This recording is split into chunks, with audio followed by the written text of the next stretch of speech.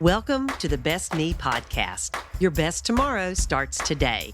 I'm your host, Ellen Livingston. I believe showing up each and every day as the best version of myself doesn't happen on accident.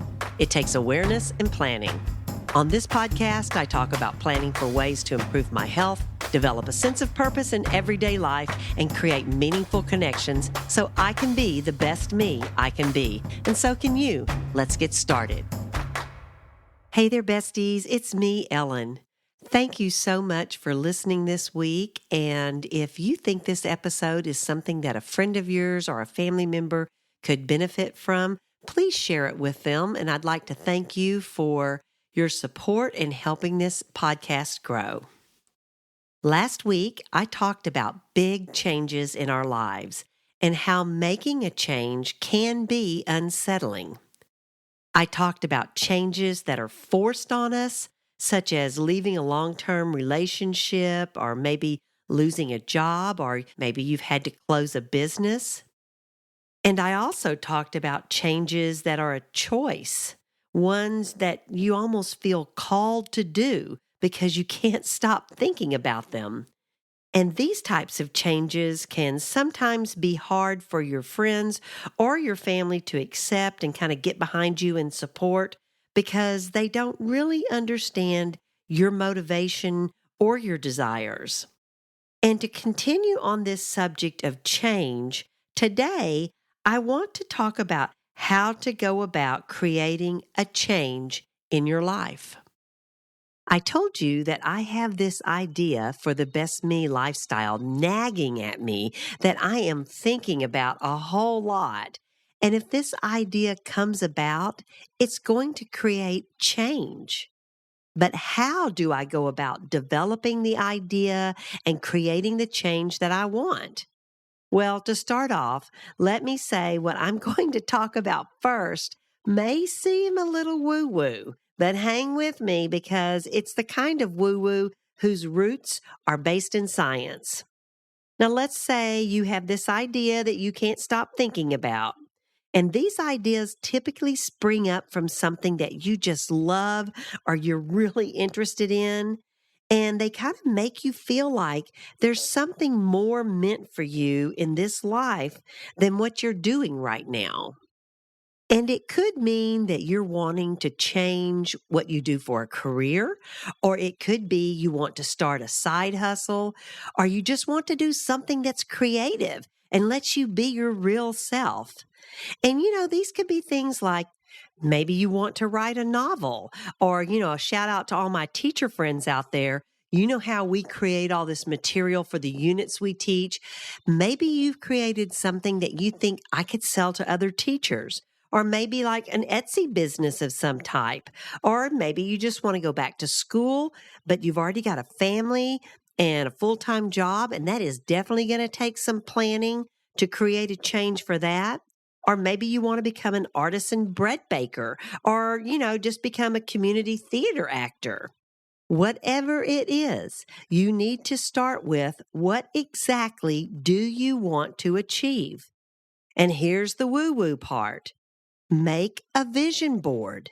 If you've never heard of a vision board, it's a kind of like a collage of images and pictures and phrases, of your dreams and desires. And its purpose is to be a visual source of inspiration and motivation. And all kinds of lifestyle coaches and celebrities endorse vision boards, and they talk about how they help them reach their goals and their changes in life. So let's say you want to become an artisan bread maker and sell your bread. You would get a poster board and begin looking for images in magazines and other printed materials, and you would look for words and phrases that kind of represent what your life would look like if you were successful, and you would put them up on this board. And maybe if you were like doing this artisan baking, you would look for pictures of beautiful loaves of bread, or you would cut out pictures of like the inside of a cozy bakery, or maybe you found a picture of an artisan bread booth at a farmer's market. Anyway, you get the idea. You find pictures and phrases and words that are specific to your goal, and you put them all over this board and make a collage. Now, just making a vision board won't lead to you being successful. And if you're like me and you saw the movie The Secret or read the book and learned about the law of attraction, whatever that was, 15 years ago or whatever, everybody got so excited and thought, oh, this is the secret to becoming successful. But guys, you have to do the work. But I will tell you, neuroscientist Dr. Tara Swart says that using a vision board can help you achieve your goals and make changes because the brain has a process called value tagging. And when you imprint what's important to you onto your subconscious, it primes your brain to kind of grasp opportunities that otherwise might go unnoticed. And you can actually boost the power of this vision board by looking at the board often and imagining already accomplishing your goal and what it would look like and feel like. And if you do this, especially right before you go to bed, it may influence even your thoughts and dreams at night. Now, like I said earlier, you have to do more than just look at your vision board. And so what I suggest is have a vision board, but also create a project management plan for your goal. And to create a project management plan, you're going to need like a big sheet of paper or maybe even another board. And at the top, you're going to put your desired outcome. Like, I am a successful artisan baker who sells my bread at the farmer's market, or I am a published author, or whatever your goal is, write that at the top of your project management plan paper or poster board. And then you're going to need to think about all the resources you would need to reach your goal. Now, obviously, if you're going to be a baker, you're going to need some equipment. And maybe you even need to take like a bread baking class from somebody else to kind of up your skills a little bit. If you want to be a writer, you know the materials you might need for that is obviously a computer. Maybe you need to have some contacts with other people who are already successful and you want to get some tips from them. So there's all kinds of resources you need to think about and list on your project management plan. And of course, you also need to consider a budget. You're going to have to somehow pay for all that equipment or all the materials needed, and you need to be sure to know where the money's coming for that. Next, you need to split the final objective into small tasks or steps that you'll need to do in order to accomplish your final goal. And then set a schedule for when each of these steps must be completed by. Hold yourself accountable, just like a boss would hold you accountable.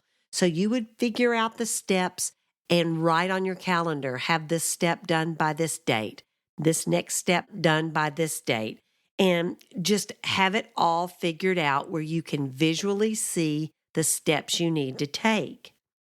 And you also need to schedule like maybe a progress check-in because maybe you didn't get your timeline right. And you need to stop and assess where you are and see if you need to tweak when certain things are due and when you're going to get them done by.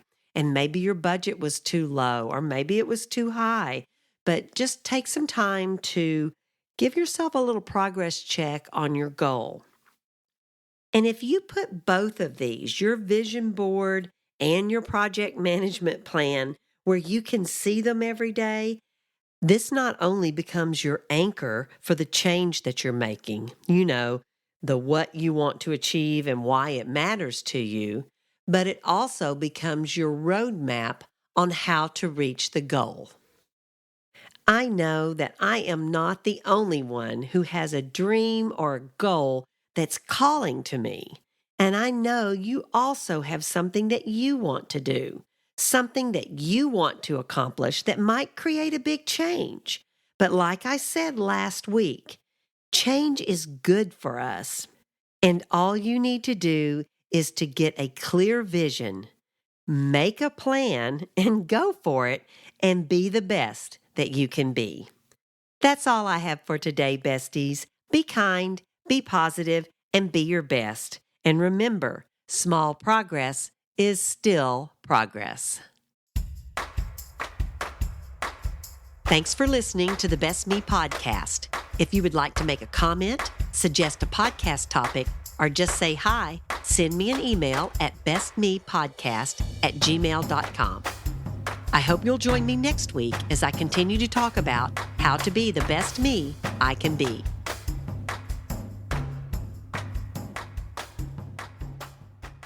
This episode was edited by Adam Boatwright. If you need any help with music, audio and video editing, or digital arts, be sure and check him out at adamboatwright.com. That's ADAMBOATRIGHT.com.